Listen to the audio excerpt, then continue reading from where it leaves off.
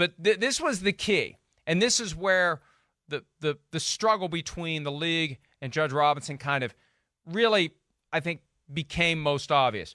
And here's the third excerpt we want to share from the decision. The NFL has recommended that Mr. Watson be suspended for at least the entire 2022 NFL regular and postseason and not be permitted to return unless he satisfies any conditions imposed for reinstatement. According to the NFL, if this recommended sentence is unprecedented, as characterized by Watson in the NFLPA, that is because his conduct is unprecedented. And that's the NFL's argument. Yeah. Hey, look, how do we put people on notice that you're going to get a full season suspension if you are engaged in this habit/fetish of getting private massages that you're trying to turn into sexual encounters, and you got sued 24 times because of it? Right. How are we supposed to spell that out? Yeah, exactly. In the personal conduct policy. And Sue Robinson's position is you didn't spell it out enough with your precedent, your past practices. See, this is where Jeffrey Kessler went in and waved the magic wand and persuaded her based upon legal arguments that it's not consistent with past punishments. It's not a situation where fair notice was given to what the prohibited behavior is, and that's why you can't suspend Deshaun Watson for 17 games. That's why the NFLPA regards this as a victory. They believe they took a big pile of chicken, you-know-what, and made it into chicken salad because he did it. See, this is the difference between factual guilt and legal guilt. Plenty of people are factually guilty, but to ultimately pin on them what it is that you want to prove they did and to get the punishment you want, that's a different issue altogether. In this case, the prosecutor failed. The NFL failed. The documents weren't strong enough. The past precedent wasn't strong enough. The lawyering wasn't strong enough because Kessler, on this point, was able to convince Sue Robinson not to go the full distance. But that's why an appeal becomes so powerful for the NFL. Yeah. Because the commissioner will be more inclined to look favorably on the arguments advanced by the lawyers he's hired to represent the interests of the NFL. I mean, that argument, by Kessler and the NFL, seems thin to me. It does. Just as an innocent bystander sitting here and all of that. Yeah, how are you? It is unprecedented what we're seeing here. We've never seen anything like this. How do you have the direct language in your CBA to address that? At some point, common sense just prevails. Oh, hey, wait, there was this many lawsuits. You could have gone to jail, and there's going to be a lot of other issues. Well, I don't know. That's pretty serious damn subject matter. And then, to say it's against anything we've seen before as far as the, unprecedented suspension and all that. Well, yeah, okay, so what? That doesn't mean anything to me either. Again, we've never seen this before either from a player. And have this type of situation where at the end of the day, I don't care what you think, guilty, not guilty, weird for sure. I don't care what side of the fence you are, fetish, weird, whatever, that's there. No doubt about it. But I just feel like that's pretty thin. And I think that's where we get back to the old story of conduct detrimental to the NFL. And that's what you're talking about. And Rodgers going to come in and I don't know. I almost feel like, Mike, it's setting up for the NFL to come in and be the savior for the public to a degree.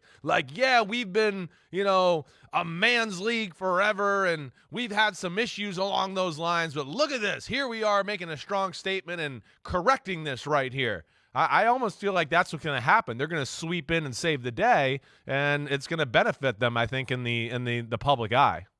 There is a thread in the factual findings of Sue Robinson that if the commissioner pulls that thread enough, he could end up with a written decision that basically does what you're saying because she found that he did it. Yeah. She found that he was guilty. And I think that even though the NFLPA doing the fist pumps because they were happy with the lawyering that took this bad situation and kept it to only 6 games. I don't think they quite realized what they agreed to. I think they began to realize over the weekend what they agreed to because they put the statement out on Sunday night saying, hey, we'll accept Judge Robinson's decision and we call on the NFL to do the same thing. Well, folks, you shouldn't have given the NFL appeal power over Judge Robinson. She should have been the last word, because whoever has the last word still has the most power. Yeah. When there's no standard there, we talked about this yesterday, there's no deference that's given to her legal finding. They just look at it and say, we don't agree with how you interpreted our policy. Yeah, I mean, the party that wrote the policy, the party that enforces the policy, the party that has every interest in making sure that the policy is a proper deterrence for other players out there, is going to be the party that handles this appeal.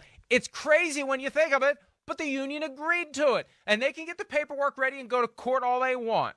The NFL will win the race to the courthouse because the NFL controls the starter's pistol. Yeah. The kid will be standing outside the clerk's office at the Southern District of New York with the paperwork ready to file the moment that Roger Goodell drops the gavel and suspends Deshaun Watson a full season, if that's what it comes to. And they'll file the lawsuit in a place where they've already won. They've already gotten rulings that support the idea, hey, we have our own in-house system of justice that the union has agreed to, and we're just enforcing it. We're implementing it. And the union agreed to let the commissioner have final say. The union agreed to that. Yeah. There are plenty of things that people criticize the union about for ways that I think are unfair. On this, it's pretty damn fair to say, hey, union, what the hell were you doing agreeing to let Roger Goodell have final say on this? Because this decision gives him the roadmap to suspend Deshaun Watson a full year if he wants to. Well, I almost feel like that's why they, like, you talked about earlier in the show, like we weren't sure if they were going to release it, and then they did. I wonder if, the light 6-game suspension was part of them, like, wait, this doesn't read like this. Let's put this out there. I think the public's going to go, whoa, this is crazy. It's only 6 games with some of the stuff that's in here.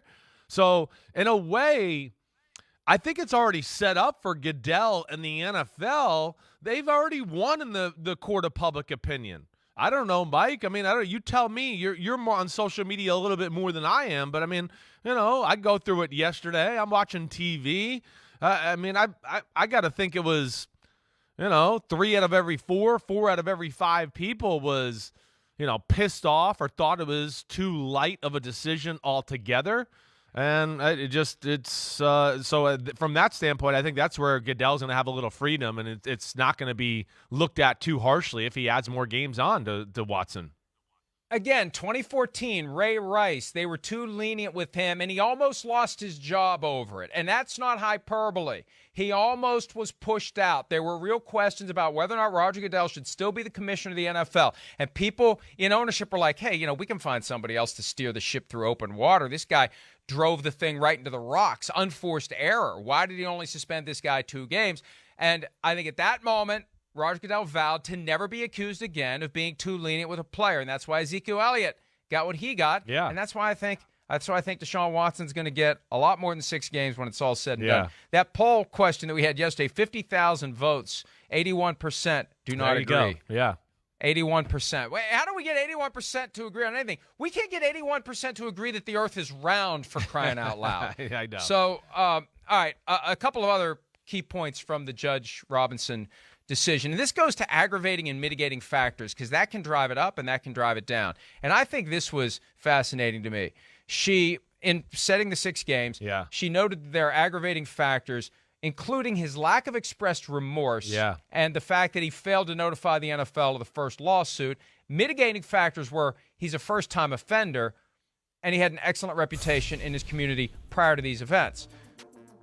I don't know that it's look, I don't want to discount everything the guy did, but it's kind of like Mike Vick and his dogfighting for 6 years.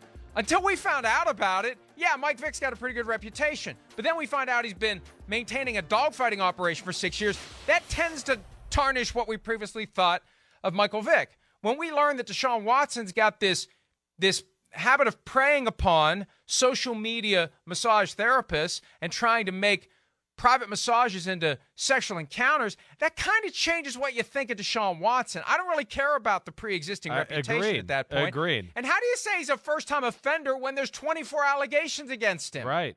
Which one's the first one? I hear you. You're right. I mean, did it happen a few times before and nothing happened? I mean, he was warned by people about his reputation, right? We've learned that throughout this process as well from other masseuses who are telling him, hey, you have a little reputation. That was floating around. So I don't know. Those community members obviously didn't think he was that great in the community. But I'm with you. I don't know. You're right. Reputation kind of goes out the door a little bit. I don't mean to totally discredit it. I know he has done some good things for the community in a lot of ways. But yeah, it's lessened by current events. It is. Now you go down the wormhole of, oh, maybe he was doing that because he was feeling guilty for this or whatever. But the reputation's been damaged, and yeah, I don't think of past Deshaun Watson the same way, as I used to, anyways. You're right. It has no, what do I want to say, solid ground, at least in my opinion. I just don't know how that is a straight-faced mitigating factor when if you're going to ignore the fact because it's not evidence that there are 24 lawsuits against him. If you're going to look at aggravating and mitigating factors, I'd like to think that for that purpose, okay, I'm not going to consider 24 lawsuits for the purposes of deciding whether he did it as to the 4 that are presented to me. But when I'm identifying mitigating and aggravating factors, I'm not going to say this guy's otherwise pristine when I know there's 20 other claims against him. Yeah. And the New York Times has reported there's 66 of these women that he set up the private massages with. And Tony Busby has alleged that there were more than 100 by the time it was all said and done. So it's hard for me, you can't put the blinders on. Right. If you're going to start saying this guy's got an excellent reputation, he's a first-time offender, if you're going to deliberately ignore what else is out there. There's something weird about that to me, and it's hard to reconcile with what we know. Well, yeah, his prior reputation is what we're saying is fake. It just seems fake. I mean, okay, he was good in the public eye, but we don't know really what he was doing behind closed doors or when he was in his own time, and that's certainly taken a blow there to where, the reputation seems like, even though we thought it was good then, was flawed. No doubt about it. And my point is, you can't make these broad brush proclamations about Deshaun Watson and pretend that the stuff that wasn't part of the draw the box around the evidence. This is the evidence, but there's other stuff out there that you're just not paying attention. There's something about that doesn't sit well with. Well, let me ask you this real quick too, just because I know you're about to go into it. But I saw some people too arguing that it might not look good for the NFL to upstage Judge Sue Robinson and her decision as well. And what's your thought on that? I get what they're saying. I get it. But like you said yesterday, judges are used to having a bigger or higher up judge, overturn their rulings all the time, let alone, maybe a few people might be offended by he overturned, a female judge's opinion here. But I think there's going to be more females out there that are going to go, well, I'm glad that he went stricter or more forceful here as well. But I heard that argument being used a lot yesterday too, which I didn't necessarily agree with. This 16-page decision gives him everything he needs to write a ruling that, and he's required to put it in writing.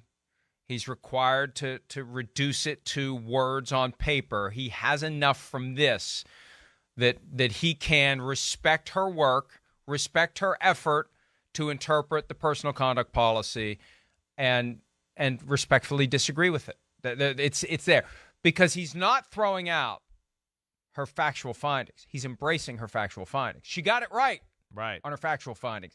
It's her application of the personal conduct policy to those facts that he's going to part ways with her on. And it will be, if they're smart, it will be a very positive, kid glove type of a way of disagreeing with her, gently disagreeing with her, but ultimately disagreeing. Hi, I'm Mike Tirico, and thanks for watching. Make sure to hit subscribe for the latest news and highlights from NBC Sports.